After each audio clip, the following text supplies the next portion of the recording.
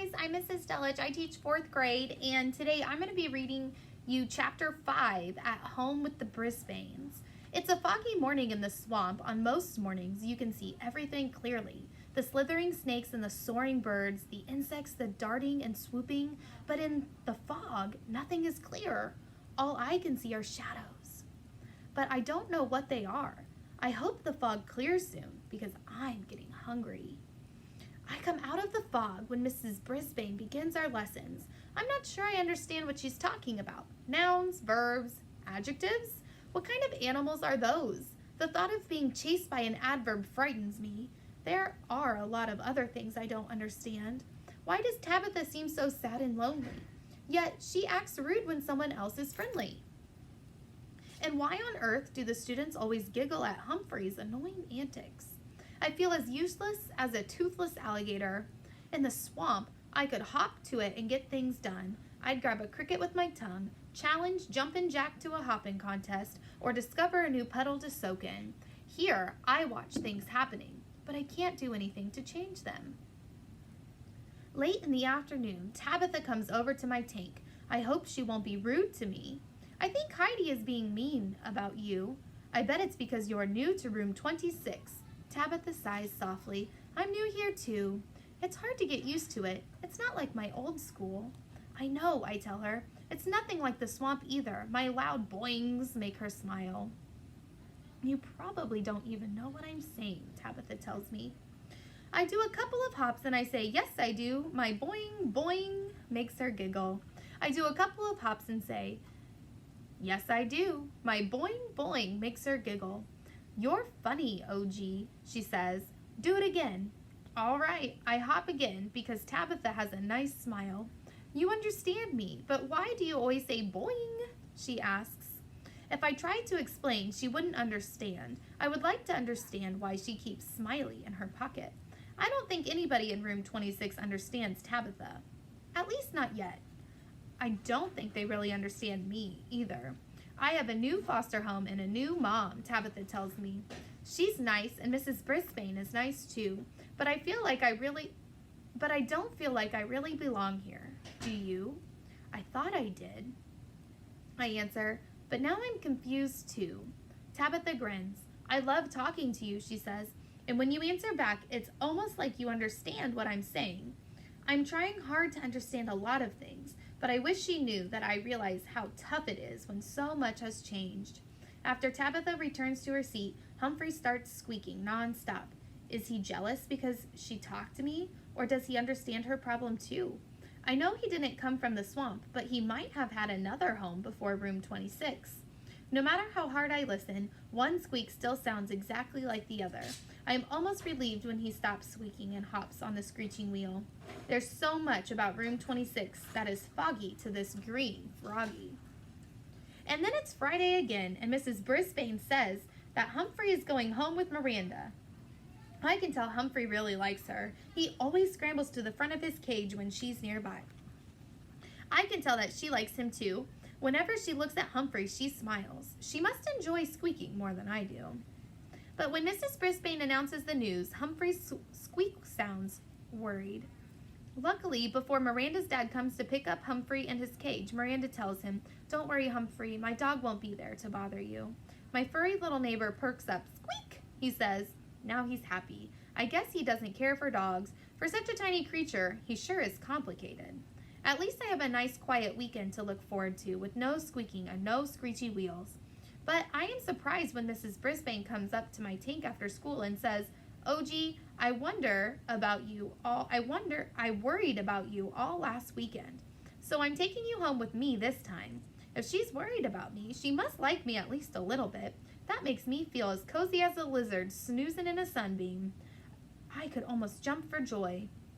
It seems so strange to be riding in a car, especially with a blanket covering my tank. It reminds me of the bad day when I was frog-napped from the swamp. As I was carried away in the sack, I could still hear the muffled boing, boing, boing, boing of my friends calling to me, "Come back." I hope they understand that I didn't have any choice. There is a surprise waiting for me at Mrs. Brisbane's house. Her name is Bert Brisbane, and he is her husband. Unlike most of the humans I've met, Mr. Brisbane doesn't walk around on two legs. Instead, he gets around in a chair with wheels. The way he rolls his chair in and out of the doorways and around corners is very impressive. I tried to imagine myself in a chair on wheels, but it would be strange for a frog not to leap once in a while. An even bigger surprise is that from this moment, Mrs. Brisbane carries my tank into the house. Mr. Brisbane is very interested in me. A frog? Mr. Brisbane leans in close to my tank. Where on earth did you get a frog? I told you, Bert. Angie Loomis couldn't keep him in her room anymore, so I said I'd take him, Mrs. Brisbane tells her husband. I thought that was just temporary, he says. I'm glad it's not, since I never want to be near that bullying bullfrog again. His name is O.G., she tells him. Mr. Brisbane smiles and nods. O.G. the frog, I like it. But what does my pal Humphrey think of him? His pal? My teacher's husband is a friend of the little guy next door. I'm not sure, his wife says. I can't understand either one of them. Then Mr. Brisbane turns toward my tank, looks me straight in the eye, and lets out a loud, ribbit. I'm so surprised I hop back in a few inches. Why do all humans think frogs say ribbit? He does it again in a very odd voice. Ribbit? Bert, he doesn't understand you, Mrs. Brisbane tells him. Why not, her husband asks. He's a frog, isn't he? And frogs say ribbit. Not this frog, Mrs. Brisbane explains. She's right. I never heard one of my fellow green frogs make such a silly sound. Not even a bullfrog. Mr. Brisbane leans in closer. Maybe he doesn't say anything at all, he suggests. I can't stand it any longer, so I tell him, I have a lot to say. Mr. Brisbane jerks back a few inches when he hears my boing. He looks surprised. As a flycatcher bird who's accidentally caught a bee. What on earth was that, he asks. It sounds like a broken guitar string. That's the sound this type of green frog makes, she said proudly. The scientific name is Rana clementans. I looked it up. Mr. Brisbane stares at me. Rana clementans? He repeats. But you can call me OG, I tell him. He bursts out laughing, and then, do you know what? He lets out a very loud boing. He even makes it sound twangy the way I do. I think you two might speak the same language, Mrs. Brisbane says with a laugh. I only wish we did. As the evening goes on, Mr. Brisbane continues to watch me closely. Thank goodness Mrs. Brisbane insists that he come to the kitchen and eat dinner. Finally, I can relax. But as soon as they finish, Mr. Brisbane rolls back to my tank and watches me. What does he think this is? Television? I'm hoping the Brisbanes will watch television, especially a nature program set outdoors. I wouldn't even mind seeing a show about hamsters, if it would help me figure out Humphrey, Mr. Brisbane's pal, Humphrey. All this attention makes me a little nervous, so I slide into the water dish and soak. I think it's boring to watch someone soak, said Mr. Brisbane, but Mr. Brisbane seems to be fascinated. He's full of questions for Mrs. Brisbane, who pulls up a chair next to him. Don't some frogs live in the water all the time? He asks. There are all kinds of frogs, even frogs that live in trees, she answered. That's news to me. If he had a bigger tank, could he swim around? Mr. Brisbane suggests. I pop my head out of the water. That's a great idea, I tell him. Mr. and Mrs. Brisbane both laugh at my loud boing, boing. I'm still jumpy and jittery from all that staring, so I launch into my weekend workout to unwind. Hearty splashing followed by a set of jumping jacks. I'm surprised to see the Brisbanes are impressed with my performance. Will you look at that, Mrs. Brisbane says. This is one lively frog, Mr. Brisbane replies. After that comes my froggy version of a push-up. Mrs. Brisbane gasps. I didn't know frogs could do that. I finish off with a series of big leaps. I can hardly believe my eyes. Mrs. Brisbane says when I stop, He's never behaved like that in class. I guess he wanted to put on a show for us, her husband replies. I can hardly believe how exhausted I am. If I were warm-blooded like humans, I'd have broken into a sweat. Amphibians like me don't sweat. While I'm resting, the Brisbanes talk about frogs. Mrs. Brisbane brings in several books, which they read together. Look, Mrs. Brisbane points to a page. Some frogs can jump over 20 times their own body length. I certainly think OG can, Mrs. Brisbane says. I'm glad she thinks so. Me? I'm not so sure.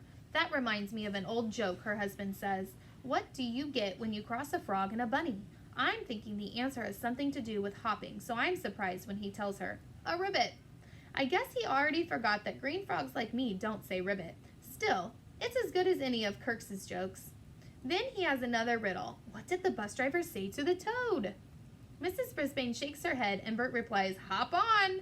If Mr. Brisbane had ever spent time with toads, he'd know I'm nothing like them. But I don't mind. He reminds me of one of my favorite swamp creatures, Uncle Chinwag. He's a kindly old green frog who tells good stories but also is a good listener. I learned a lot from Uncle Chinwag, like how to make my boings carry a whole mile and how to catch a tiny mosquito with my big tongue. He likes to tell jokes too. I especially like this one. What do they call an alien in the swamp? A Martian!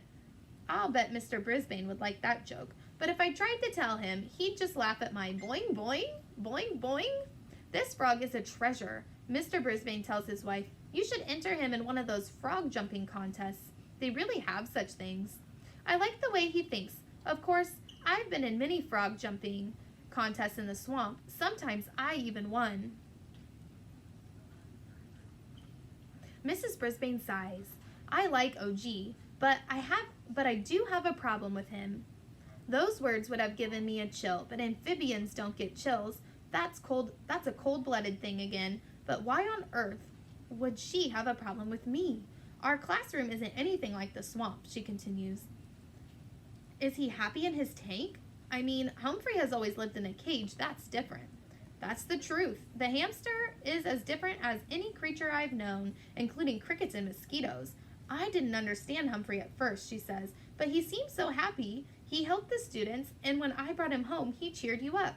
Mr. Brisbane nods. I was pretty hard to live with after the accident that landed me here. He pats his wheelchair, but Humphrey did help. Humphrey? Are you talking about the Humphrey I know? The annoying neighbor in the cage next door? He helps everyone, Mrs. Brisbane agrees. He really goes beyond his job as a classroom pet. Wait a second. Being a classroom pet is a job? I'd never thought of that before. And if this is a real job, will I be the first classroom pet ever to be fired? Mrs. Brisbane rises. I'll make some tea. Mr. Brisbane follows. I'll get the cookies.